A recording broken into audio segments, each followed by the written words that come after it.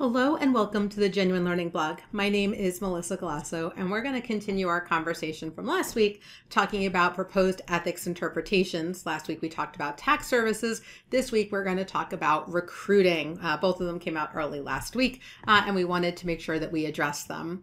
So this proposed revised interpretation on executive employee recruiting 1.295.135 was issued on June 10th, and it is part of the IESBA convergence project. So the IESBA has been looking at non-assurance services, or what they call NAS, in order to evaluate and update. And the AICPA felt like, hey, ours hasn't been updated in over 20 years, so maybe it could also use a little bit of update. And this really focused on recommending a person for a potential position, as well as advising on the terms of employment and payment areas. So as they go through this. So one of the biggest changes here is it adds additional threats, familiarity, and undue influence to the list of threats created by providing these services. However, I think where most people will note changes is in what is permitted versus not permitted. There's a lot more, I would say, clarifications here, right? As you can see here, advise on the general terms of employment, right? So as opposed to solicit and screen candidates.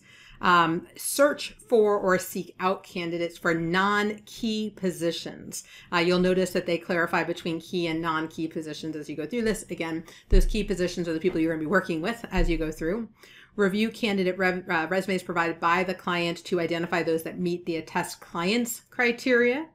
Interview candidates and advise on candidates' competence for a position. So if someone says, hey, how's their level of gap? Recommend, it used to say qualified candidates plural, but they clarified more than one candidate. You cannot recommend a single candidate. Must be more than one. If it is solely one that meets the criteria, then you have to really evaluate those threats. However, they also very much elaborated on what is not acceptable and no safeguard can overcome. And so in order to strengthen the code, prohibitions were added around key positions in particular. And again, in some scenarios, just nobody being able to provide it, negotiating with the client on behalf of the attest client, just so much management participation threat there. So again, you cannot hire or terminate a client, an employee, advise on the specific terms of employment, remuneration, or related benefits for a key position, search for or seek out candidates for a key position, undertake reference checks of prospective candidates for a key position. So again, I think this is going to be very interesting.